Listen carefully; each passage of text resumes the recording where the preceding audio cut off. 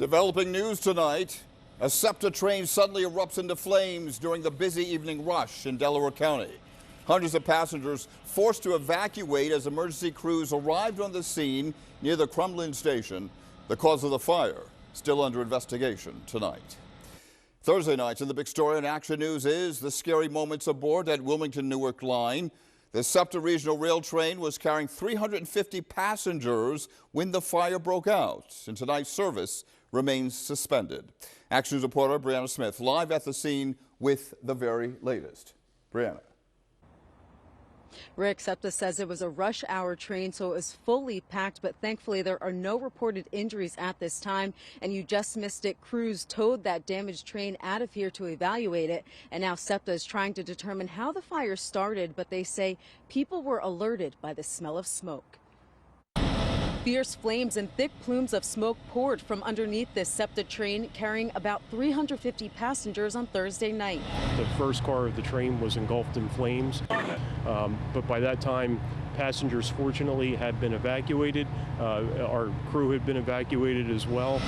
SEPTA spokesperson Andrew Busch says this 6-car train was traveling from Philadelphia to Wilmington when it caught on fire near the Crum Lynne Station in Ridley Park around 6 p.m. However, passengers say they noticed a strange scent shortly after leaving 30th Street Station. I could kind of smell like this weird, kind of smoky, like a sulfury kind of smell.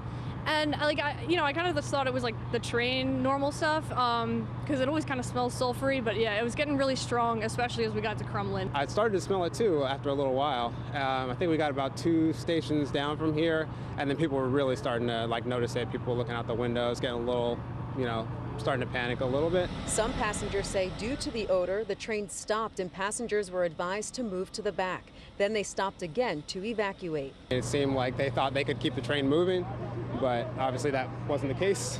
So maybe we should have played it safe. Busch says they're investigating and reviewing the steps that were taken, but passengers are grateful workers acted quickly to get them out of harm's way. I think they do an amazing job of really making sure we're all good. Safety is our #1 priority for our passengers and for our employees. Fortunately, we have an outcome where we don't have any serious injuries, which is pretty incredible considering what we've seen.